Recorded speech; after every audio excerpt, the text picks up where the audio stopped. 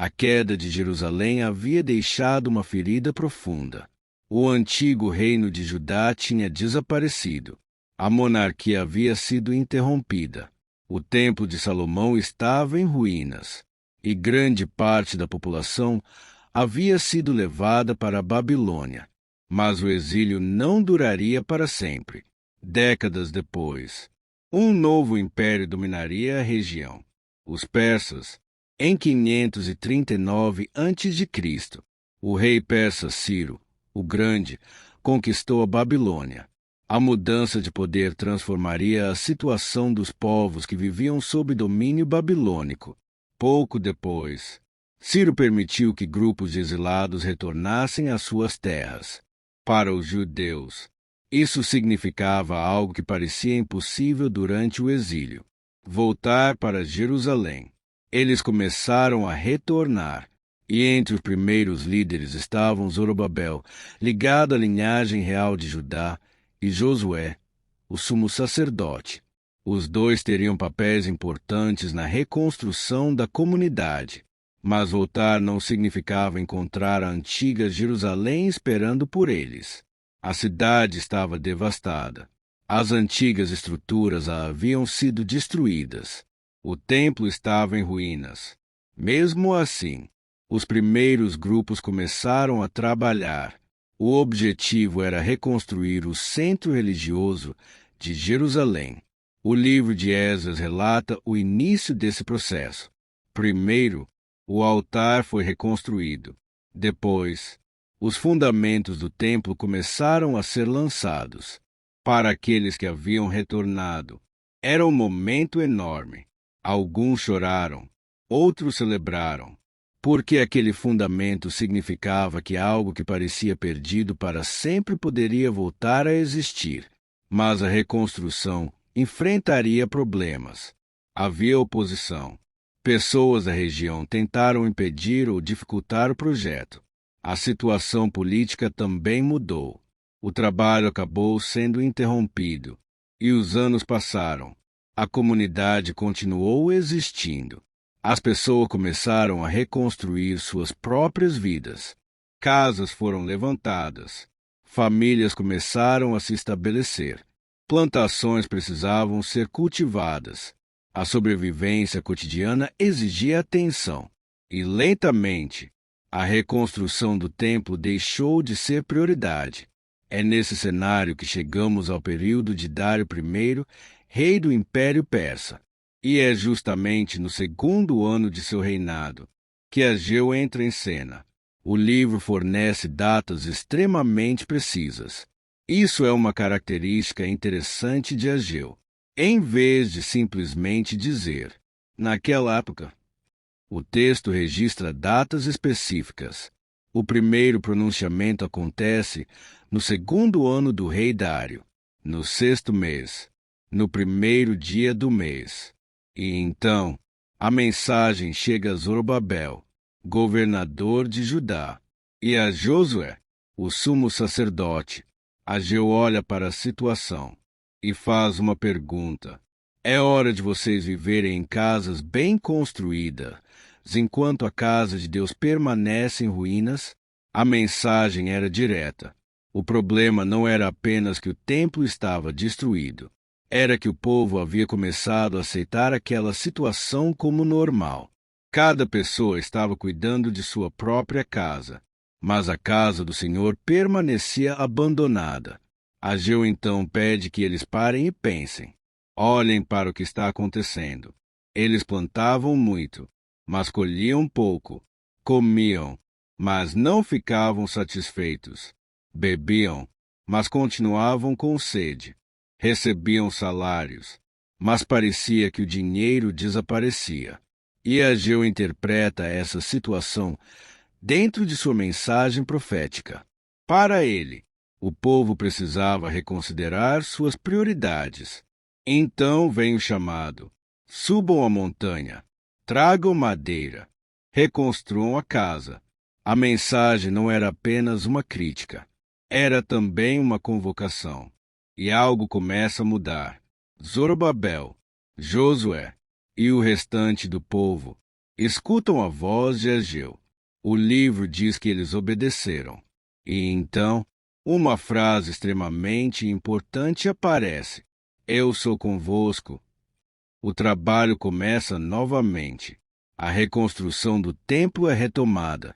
E Ageu não termina sua primeira mensagem simplesmente dizendo para trabalhar. Ele apresenta uma promessa. A presença de Deus estaria com o povo. Aquele pequeno grupo que havia retornado de um império gigantesco. Agora começava novamente a reconstruir aquilo que seus antepassados haviam perdido. Mas havia um problema. Quando os trabalhadores olharam para o que estavam construindo, alguns perceberam que aquele novo templo não parecia com o antigo, e isso causaria tristeza. O trabalho havia recomeçado. Pedras eram colocadas, madeira era preparada. O templo começava novamente a tomar forma. Mas havia pessoas entre os trabalhadores que carregavam uma lembrança. Elas tinham visto o antigo templo. Tinham conhecido a construção associada ao reinado de Salomão. Tinham ouvido falar de sua riqueza, de seu esplendor, de suas dimensões.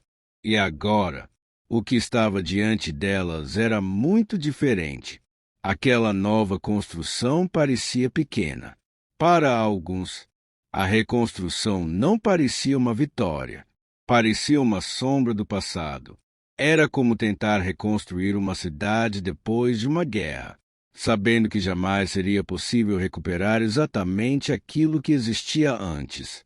E é nesse momento que Ageu recebe uma nova mensagem.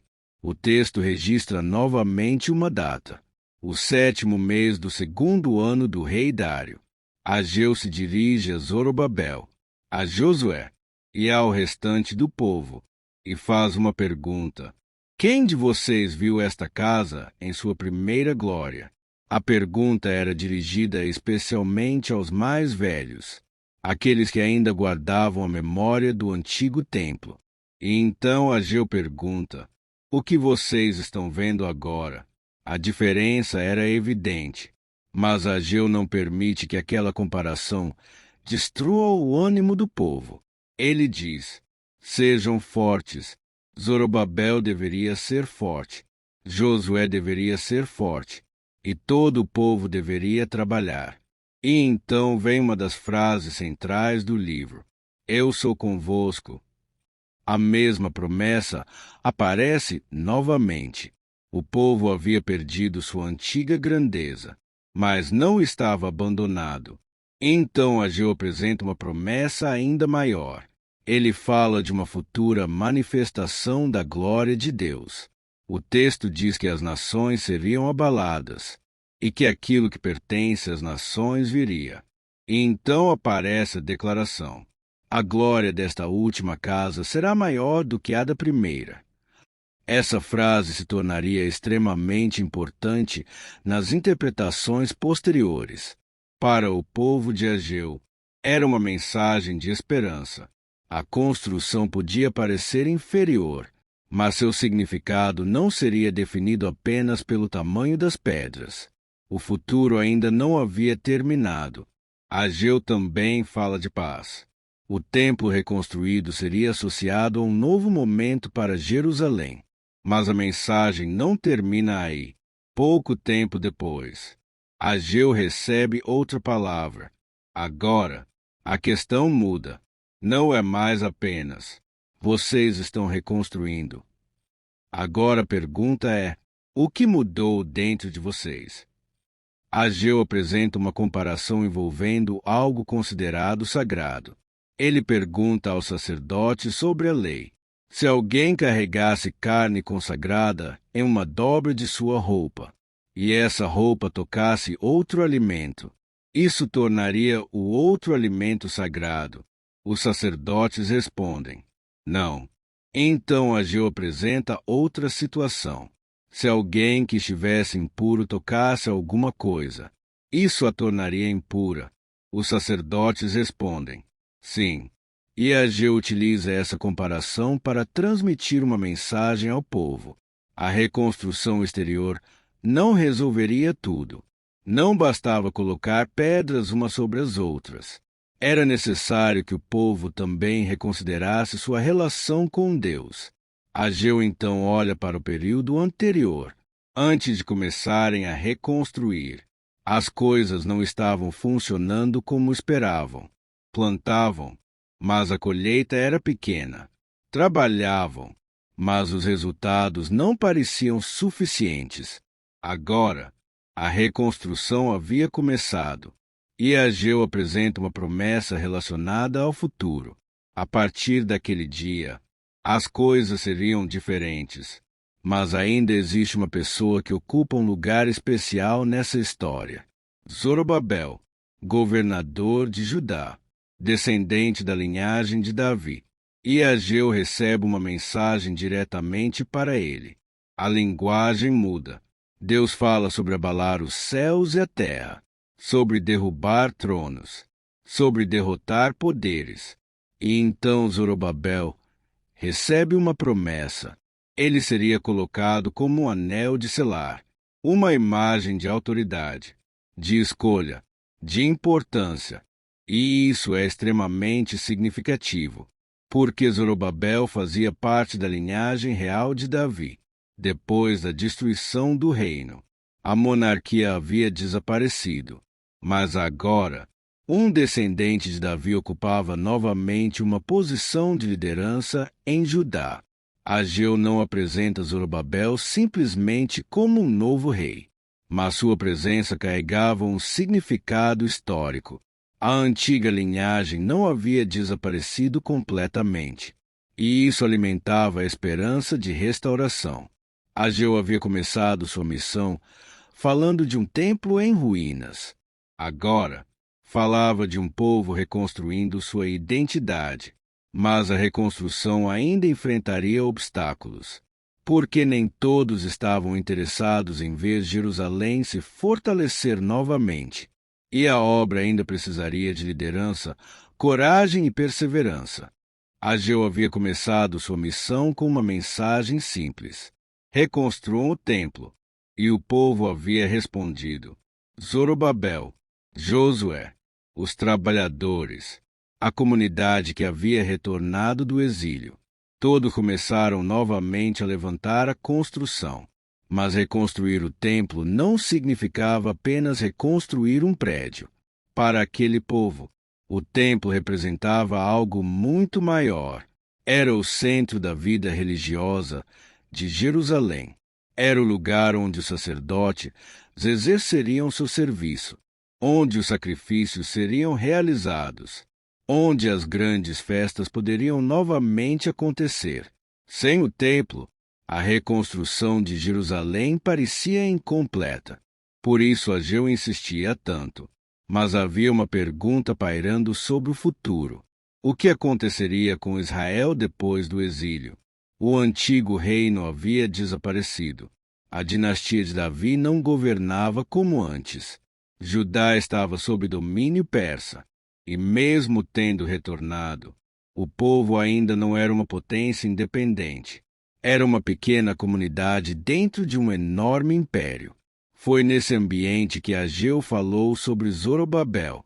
Ele era o governador de Judá e também descendente da linhagem de Davi.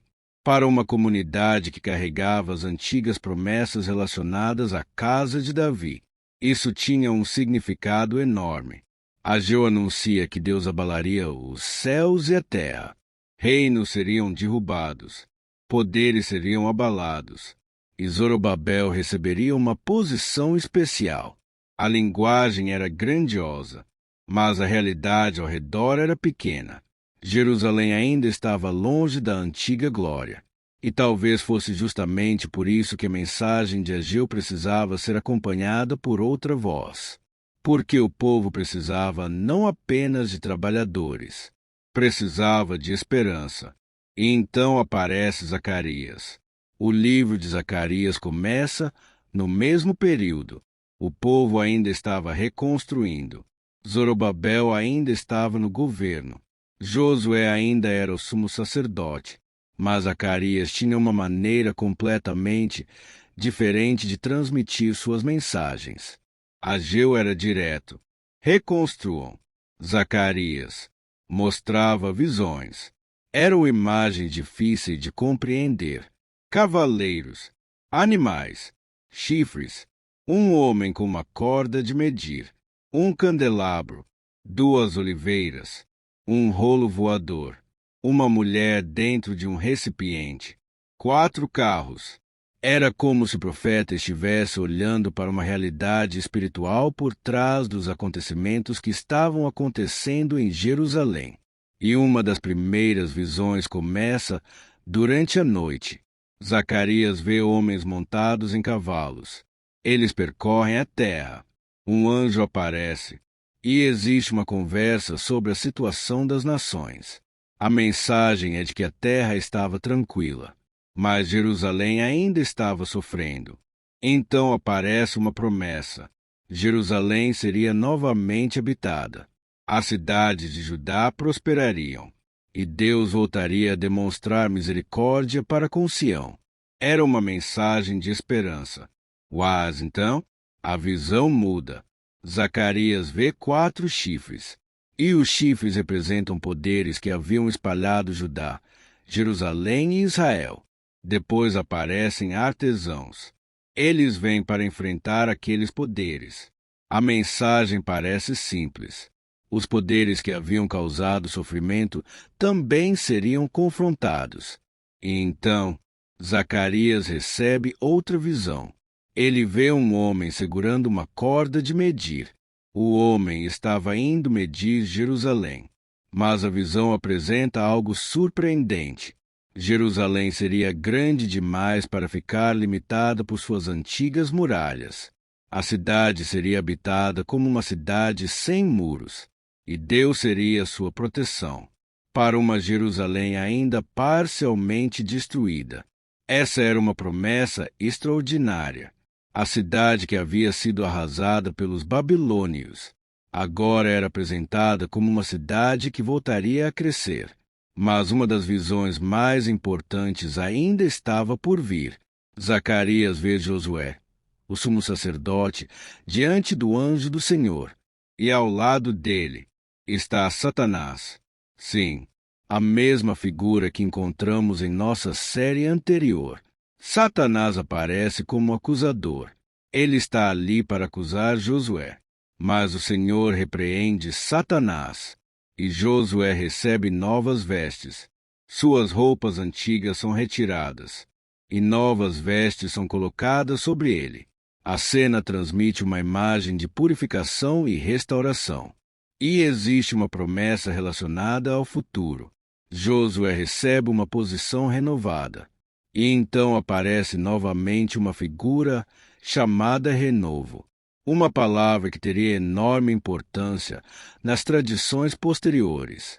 O renovo seria associado à restauração, à esperança e à promessa futura.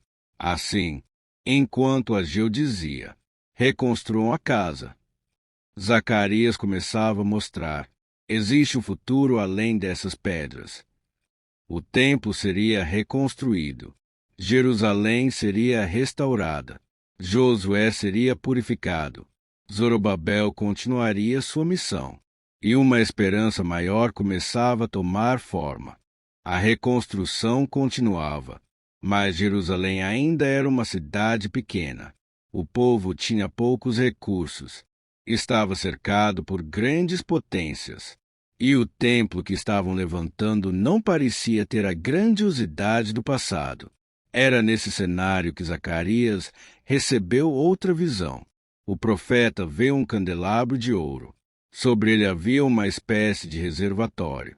E ao redor, 7 lâmpadas. Mas havia algo diferente.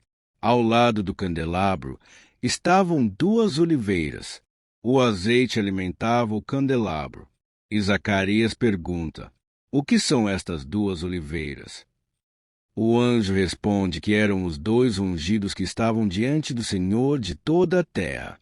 A visão está ligada diretamente aos 2 grandes líderes daquele momento, Zorobabel, o governador, e Josué, o sumo sacerdote. Um representava a liderança política, o outro, a liderança religiosa. E então vem uma das frases mais famosas de Zacarias: não por força nem por poder, mas pelo meu espírito. A mensagem era clara.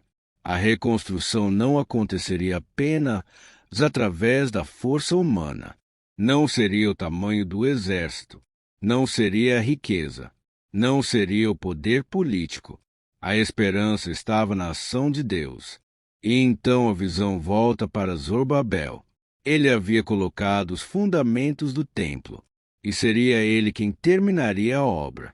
Aquele que havia começado, terminaria. Isso tinha um significado enorme, porque o povo havia começado a reconstrução anos antes, e depois abandonado o trabalho. Agora, a obra seria concluída. Zacarias então apresenta uma imagem interessante, uma pedra de destaque. E sobre essa pedra aparecem símbolos relacionados aos olhos do Senhor. A ideia transmitida é de que Deus estaria acompanhando aquilo que estava acontecendo. O projeto podia parecer pequeno para os homens, mas não era pequeno dentro da visão profética. E então a visão termina. Mas Zacarias recebe outra. Dessa vez, ele vê um rolo voador, um enorme rolo atravessando o céu. O anjo explica que aquele rolo representa uma maldição que estava passando pela terra. Ele entra nas casas daqueles que roubam e daqueles que juram falsamente. A mensagem é de julgamento. A reconstrução física da comunidade precisava ser acompanhada por uma transformação moral. Não bastava reconstruir o templo. Era necessário reconstruir também a própria sociedade. Depois disso, Zacarias vê outra cena ainda mais estranha. Uma mulher está sentada dentro de um recipiente. O anjo explica que aquela mulher representa a impiedade. Ela é colocada dentro do recipiente. Uma tampa de chumbo é colocada sobre ele. Então aparecem duas mulheres com asas. Elas levantam o recipiente e o levam para a terra de Sinear. Sinear era uma região associada à antiga Babilônia. A visão parece representar a remoção da impiedade da terra. Mais uma vez, Zacarias transmite a ideia de que a restauração de Jerusalém não seria apenas arquitetônica. Havia uma restauração moral, religiosa e espiritual, mas as visões ainda não terminaram. Na última das grandes visões noturnas, Zacarias vê 4 carros. Eles saem de entre 2 montanhas. Os cavalos possuem cores diferentes. E novamente aparece a ideia de que esses seres percorrem a terra. A visão fala sobre o domínio de Deus sobre as nações. Enquanto Jerusalém tenta se reconstruir, o profeta apresenta uma imagem de que os acontecimentos do mundo também estão sob uma ordem maior. E então, a história volta para o templo, porque havia uma questão central. Quem realmente completaria aquela obra? Zorobabel estava no centro da reconstrução. Josué estava no centro do sacerdócio. E Zacarias apresenta novamente a imagem do renovo. O renovo aparece como alguém que construiria o templo do Senhor e teria a autoridade. Sacerdócio e governo aparecem novamente associados. A mensagem parecia apontar para algo maior que o presente. O povo estava reconstruindo uma casa, mas as profecias falavam de um futuro muito mais amplo. Jerusalém, o templo, a liderança, o sacerdócio, as nações e uma esperança de restauração. Os anos haviam passado desde a destruição de Jerusalém. O povo havia retornado. O templo estava sendo reconstruído, mas algumas tradições do período do exílio continuavam. Entre elas, os jejuns. Durante o período em que Jerusalém havia sido destruída, o povo passou a observar períodos de jejum relacionados às tragédias que haviam acontecido. Um desses jejuns acontecia no 5º mês. Então alguns homens chegam a Jerusalém. Eles procuram os sacerdotes e os profetas e fazem uma pergunta. Devemos continuar jejuando como fizemos durante tantos anos. A pergunta parecia simples, mas Zacarias responde de uma maneira inesperada. Ele não começa falando sobre comida. Ele pergunta: para quem vocês estavam jejuando? Era como se o profeta dissesse: vocês realmente estavam fazendo isso por Deus? Ou estavam apenas repetindo um costume? E então Zacarias lembra o que os antigos profetas haviam ensinado, quando Jerusalém ainda existia. Os profetas já haviam chamado o povo para algo muito mais importante do que rituais: justiça, misericórdia, compaixão, proteção aos mais vulneráveis, viúvas, órfãos, estrangeiros, pobres. O problema não era simplesmente jejuar. O problema era jejuar e continuar tratando outras pessoas injustamente. Zacarias lembra que os antigos profetas haviam advertido seus antepassados, mas eles não ouviram, endureceram o coração. E então veio o julgamento. Jerusalém foi destruída. O povo foi levado para o exílio. A terra ficou devastada.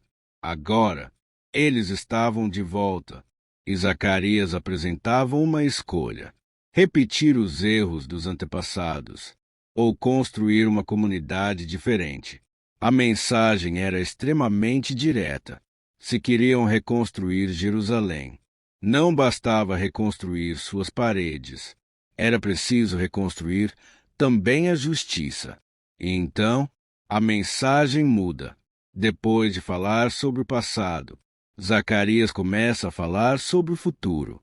Ele anuncia que Jerusalém seria novamente chamada de cidade fiel. As ruas ficariam cheias de pessoas. Idosos sentariam novamente nas praças. Crianças brincariam nas ruas. É uma imagem muito diferente daquela cidade destruída que os exilados haviam encontrado. Jerusalém, que havia sido símbolo de morte e destruição, agora seria símbolo de vida. Zacarias descreve homens, mulheres chegando de diferentes lugares. Povos de várias nações procurariam Jerusalém, e a cidade que antes havia sido derrotada, agora seria vista como um lugar de bênção. Mas então aparece uma mensagem ainda maior. Deus promete retornar a Sião. A cidade seria restaurada, e aquilo que parecia impossível começaria a acontecer. Mas Zacarias não abandona completamente a realidade política, porque Jerusalém ainda estava cercada por grandes impérios, e a esperança do povo dependia também do futuro das nações. É nesse momento que começam algumas das profecias mais difíceis simbólicas do livro.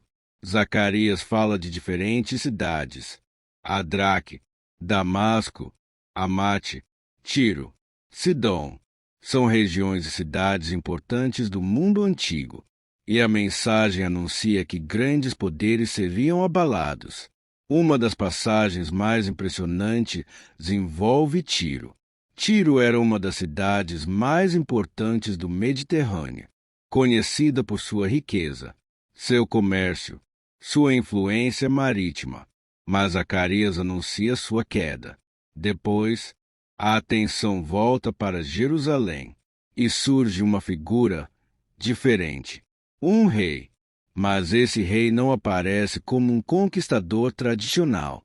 Ele vem montado em um jumento e é descrito como justo, salvador, humilde. A imagem é extremamente diferente dos grandes reis e conquistadores da época. Não chega com um exército glorioso. Não aparece montado em um cavalo de guerra. Ele vem humildemente, e sua chegada está ligada a uma promessa de paz. A mensagem continua dizendo que seu domínio alcançaria os povos. Essa passagem seria extremamente importante nas tradições posteriores. Séculos depois, os evangelhos utilizariam essa imagem ao narrar a entrada de Jesus em Jerusalém. Mas naquele momento, Zacarias estava falando ao seu próprio povo, um povo que esperava a restauração. um povo que conhecia a guerra, um povo que havia visto sua cidade ser destruída. E agora, o profeta apresenta uma imagem de um rei diferente, um rei associado à paz. Mas a história de Zacarias ainda não terminou, porque depois dessa promessa, o profeta começa a falar de pastores, ovelhas, rejeição, conflito e uma figura misteriosa que teria enorme influência nas interpretações posteriores. A mensagem de Zacarias continua. Jerusalém havia sido destruída. O povo havia retornado. O templo estava sendo reconstruído. E agora o profeta começa a olhar para além daquele momento. Ele fala sobre as nações ao redor, sobre guerras, sobre reis, sobre cidades que seriam abaladas. Mas no meio de tudo isso, surge uma imagem diferente. Um rei, mas não um rei como os grandes conquistadores do mundo antigo. Ele não aparece montado em um cavalo de guerra. Não chega cercado por carros. Não aparece como alguém celebrando uma conquista militar. O texto descreve montado em um jumento, e ele é apresentado como justo, salvador, humilde. A imagem é poderosa justamente por sua simplicidade. Naquele mundo, o cavalo era associado à guerra. O jumento podia representar uma postura muito diferente. O profeta então anuncia que esse rei traria uma mensagem de paz. Ele acabaria com os instrumentos de guerra, arcos, carros, cavalos de batalha, e seu domínio alcançaria os povos. Para um povo que havia conhecido o exílio, essa promessa tinha um peso enorme. Israel havia vivido sob domínio de grandes impérios. Agora, Zacarias apresentava a esperança de um futuro diferente. Mas o livro continua, e a imagem muda. Agora aparecem as ovelhas. Zacarias começa a falar sobre pastores. Na tradição bíblica, o pastor era uma imagem utilizada frequentemente para falar de líderes. Um bom pastor cuidava do rebanho, protegia, alimentava, guiava. Um pastor ruim fazia o contrário. E Zacarias apresenta líderes que haviam falhado. O povo estava sendo maltratado. Os responsáveis pelo rebanho não estavam cumprindo seu papel. Então o profeta recebe uma ordem simbólica. Ele deveria assumir o papel de pastor. E recebe 2 cajados, um chamado favor, outro chamado união. Os nomes já carregavam um significado, favor e união. Mas a relação entre o pastor e o povo se deteriora. Zacarias acaba rompendo o cajado chamado favor. Depois, rompe também o cajado chamado união. A imagem representa uma ruptura, uma divisão. O povo e seus líderes estavam chegando a um ponto de separação. E então aparece uma das passagens mais misteriosas. O profeta recebe uma quantia de 30 moedas de prata. O valor é chamado ironicamente de um preço extraordinário. A quantia é lançada no tesouro. Essa passagem também teria enorme importância nas tradições posteriores. No Evangelho de Mateus, as 30 moedas de prata aparecem relacionadas a Judas. Mas novamente precisamos fazer nossa distinção. No texto de Zacarias, estamos diante de uma profecia dentro de seu próprio contexto. Séculos depois, os cristãos passaram a enxergar nessa passagem uma relação com os acontecimentos envolvendo Jesus. É assim que várias profecias de Zacarias ganharam uma segunda camada de interpretação. Mas o profeta ainda não terminou. Agora, ele fala sobre um futuro conflito envolvendo Jerusalém. As nações se reuniriam contra a cidade. A cidade seria cercada. Haveria sofrimento. Mas então, o cenário mudaria. Deus interviria.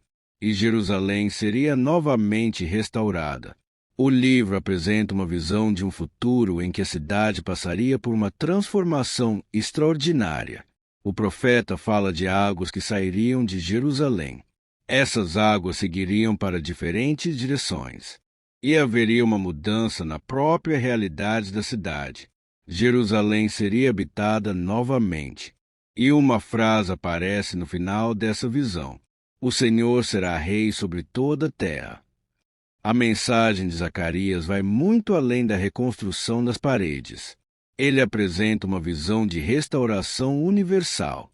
Jerusalém deixa de ser apenas uma cidade sobrevivente. Passa a ocupar um lugar central em um futuro em que as nações reconheceriam o domínio de Deus. Mas existe ainda outra imagem, uma das mais fortes do livro. Zacarias fala sobre alguém que seria traspassado.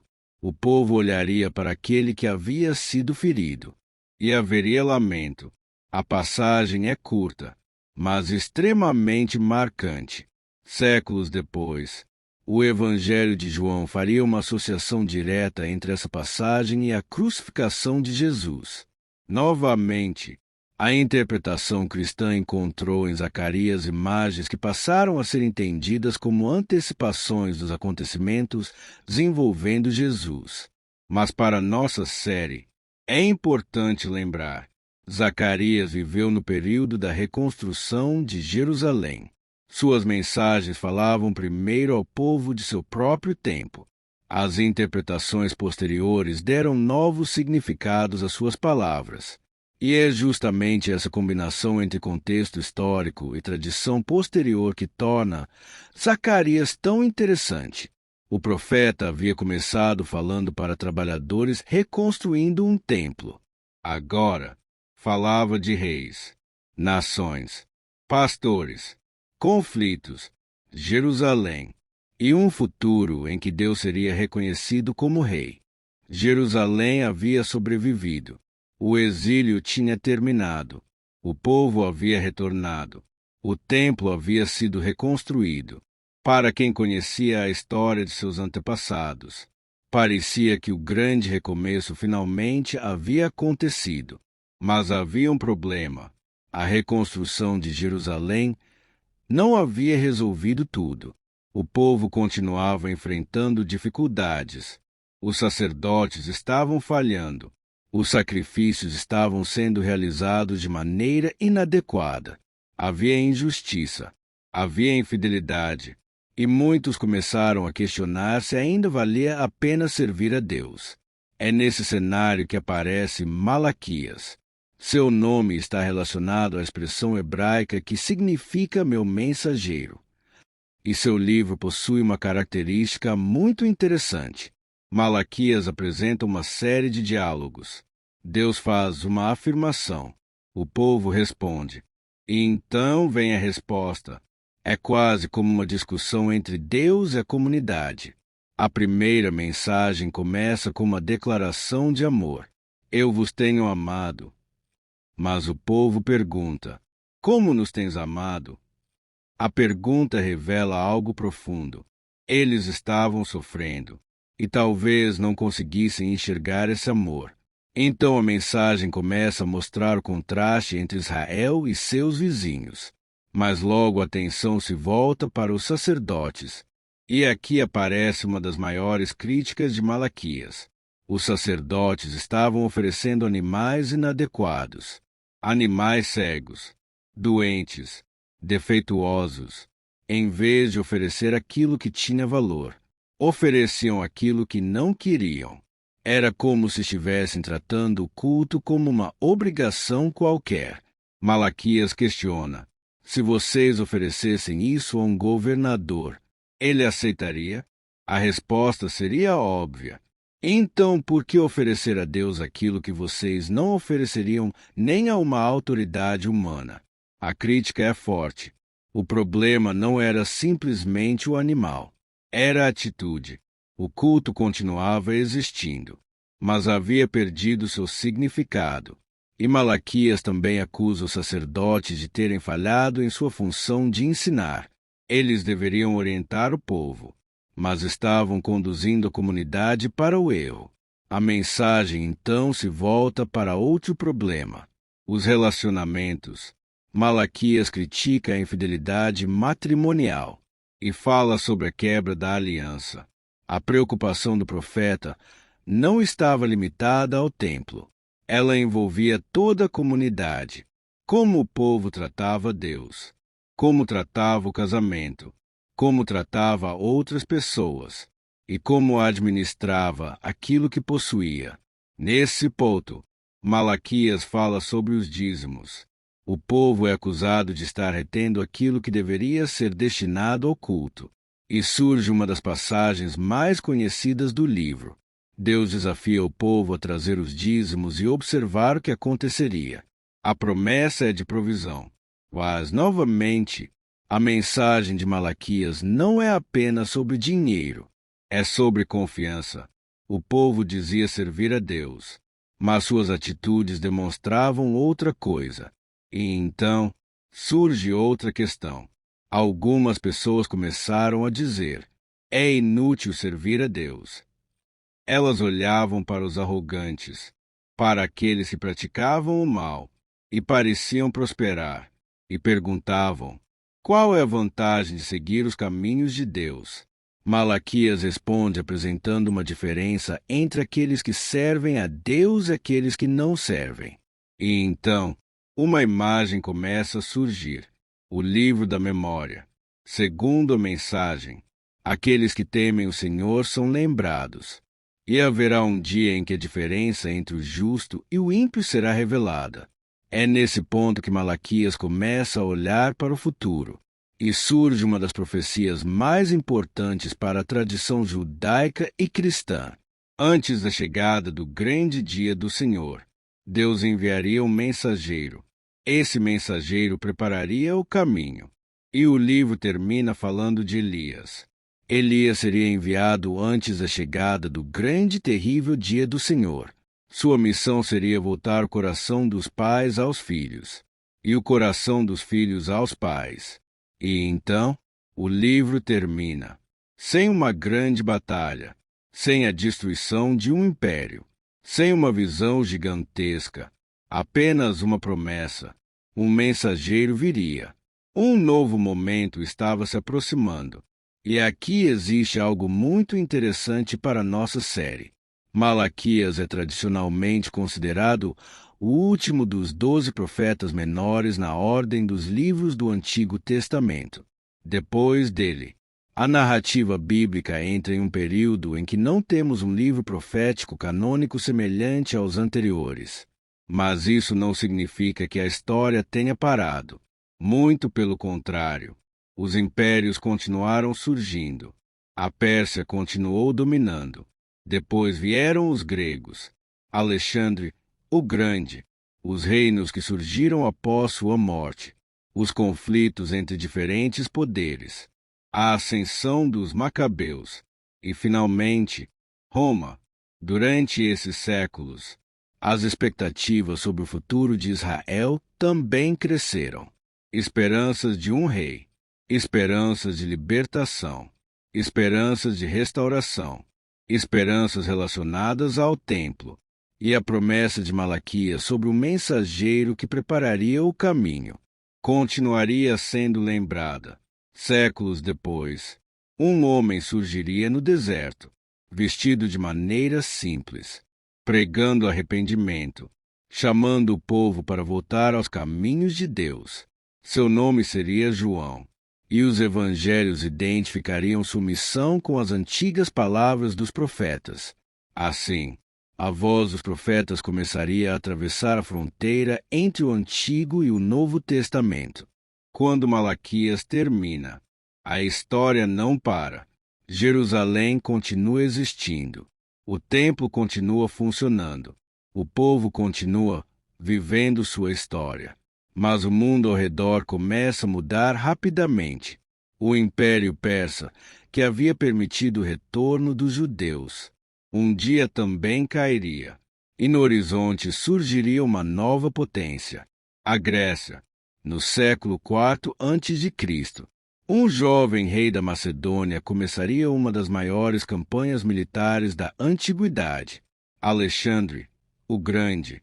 Em poucos anos, Alexandre derrotaria o Império Persa. Seu exército atravessaria enormes territórios. Da Grécia, para a Ásia Menor, da Ásia Menor para a Síria, do Egito até o coração do antigo Império Persa. O mundo conhecido mudaria, e com as conquistas de Alexandre, a cultura grega se espalharia por enormes regiões. Idioma, costumes, arquitetura, filosofia, formas de governo. A região de Judá também entraria nesse novo mundo. Mas Alexandre morreria jovem, e seu enorme império seria dividido entre seus generais. A região da Judéia passaria por diferentes domínios. Primeiro, os Ptolomeus, ligados ao Egito. Depois, os Seleucidas, ligados à Síria. E seria sob o domínio seleucida que a situação ficaria especialmente tensa. No século II a.C., o rei Antíoco IV Epifânio tentaria impor políticas que atingiriam profundamente a vida religiosa judaica. O Templo de Jerusalém seria profanado, práticas religiosas seriam proibidas e elementos da cultura grega seriam impostos. A reação seria enorme. Uma família sacerdotal se levantaria contra o domínio estrangeiro. Os Macabeus começariam uma revolta. Durante anos, os rebeldes lutariam contra os Seleucidas. E, finalmente, Jerusalém seria recuperada. O templo seria purificado e rededicado. Esse acontecimento seria lembrado até hoje na tradição judaica através da festa de Hanukkah. Mas a independência não duraria para sempre. Com o tempo, Roma começaria a dominar a região. No século I a.C., o general romano Pompeu entraria em Jerusalém. A Judéia passaria para a esfera de poder romano. Agora, o mundo em que os evangelhos começariam a ser escritos estava tomando forma. Roma controlava a região. A língua grega continuava sendo amplamente utilizada. O aramaico era importante no cotidiano da população judaica. O hebraico permanecia associado às escrituras e à tradição.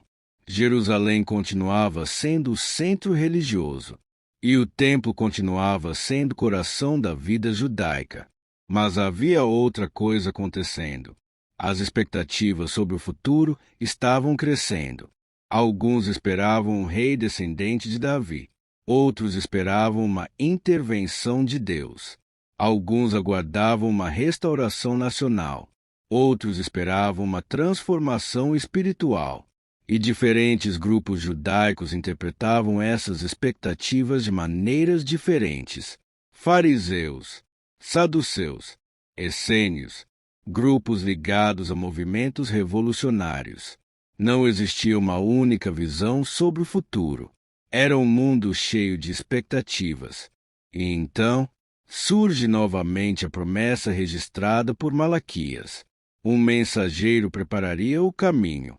E depois de séculos, uma voz finalmente apareceria. Não em um palácio, não no templo, mas no deserto. Um homem vestido com roupas simples, vivendo de maneira austera, pregando arrependimento. Seu nome, João Batista. Ele começa a anunciar: arrependei-vos. Pessoas saem de Jerusalém, da Judéia, das regiões próximas ao Jordão. Elas vão ouvi-lo. E João realiza batismos no Rio Jordão. Sua mensagem chama a atenção, porque ele não parece simplesmente mais um pregador. Ele é apresentado pelos evangelhos como aquele que prepara o caminho. E quando perguntam quem ele é, João aponta para alguém que viria depois dele, um homem que seria maior do que ele, Jesus de Nazaré. E assim, depois de atravessarmos a longa sequência dos profetas, a história chega a uma nova etapa. A voz dos profetas não desapareceu. Suas palavras continuaram sendo lidas, interpretadas, esperadas. E agora, um novo personagem entra em cena: João Batista, a ponte entre as antigas profecias e a história narrada pelos evangelhos. Ao longo dessa jornada, Conhecemos homens que falaram em épocas completamente diferentes. Alguns falaram antes da queda de Israel. Outros anunciaram a destruição de Jerusalém. Alguns viveram durante o exílio. Outros falaram depois do retorno. Eles denunciaram reis. Chamaram o povo ao arrependimento. Anunciaram julgamentos. Consolaram os exilados. Falaram de guerras. Falaram de restauração. E anunciaram futuros que, para seus ouvintes, ainda estavam por acontecer. De Isaías a Jeremias, de Ezequiel a Daniel, dos profetas menores, até Ageu, Zacarias e Malaquias. Cada um pertenceu ao seu próprio tempo, mas suas palavras continuaram atravessando gerações. E agora, a história chega a uma nova página. O mundo está sob domínio romano. Jerusalém está novamente de pé. O templo está funcionando. As expectativas estão crescendo. E no deserto, uma voz anuncia: preparai o caminho. A partir daqui, nossa série pode entrar definitivamente no Novo Testamento. E o primeiro grande personagem dessa nova fase não será Jesus. Será o homem que apareceu primeiro no deserto, João Batista,